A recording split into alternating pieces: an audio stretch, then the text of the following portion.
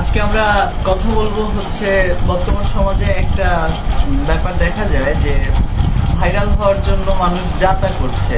এই যে আমি এখন একটা ভিডিও করতেছি, এটাও ভাইরালের উদ্দেশ্যেই করা, জানি না কতটুকু সফল হবে। তো আমার কাছে মনে হয় যে ভাইরালের জন্য আমরা যাতা করে ফেলতেছি। যাতার ভেতরে উল্লেখযোগ্য বিষয় একটি আমারকে নাড়া দিচ্ছে, সেটা হচ্ছে একজন গ্রাজুয়েট পারসন তার সার্টিফিকেটকে লাইভে পড়াচ্ছে। আসলে যদি তার চিন্তা যদি থাকতো যে হচ্ছে দেশের পাবলিসিটি নেওয়ার জন্য সার্টিফিকেটগুলো পুরাচ্ছে, তাহলে সে ঠিক আছে, তাহলে সে তার জায়গা থেকে ঠিক আছে।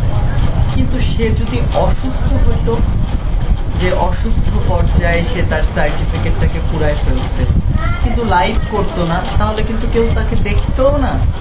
আর তার বর্তমান যে চাকরিটা হইল সেটা নিয়েও কেউ কথা বলার রাইট রাখতো না। আর দুর্নীতিও মানুষ অ্যাভেলেবেল করতেছে। দুর্নীতি হচ্ছে না এমন কোনো জায়গা নাই যেখানে দুর্নীতি হচ্ছে। তো আমার কথা থাকবে একটাই, যে আমরা যে যার জায়গা থেকে দুর্নীতি করি ঠিক আছে, কিন্তু আশেপাশের মানুষজনদের একটু ভালো রাখার জন্য ব্যবস্থা করি। দেখেন, আপনি এই যে সার্টিফিকেট পড়াচ্ছেন, আপনার থেকে আপনি একজন শিক্ষিত মানুষ হয়ে সার্টিফিকেটটা পড়াচ্ছেন, কিন্তু আপনি এই যে তরুণ সমাজ যারা আপনার জুনিয়র, তারা কি শিখবে? এবং যারা সিনিয়র, যাদের এখন চাকরিও হয় নাই, আপনি 2 দিন আগে যেই কথাটা বললেন যে চাকরি কে দিল, আজকে আপনাকে কে চাকরি দিল? আজকে তো আপনাকে কেউ চাকরি দেওয়ার কথাই ছিল না, আপনার তো আজকে জেলে থাকার কথা ছিল। যদি সঠিকভাবে তদন্ত করতো তাহলে তো আজকে আপনার জেলে থাকার কথা ছিল।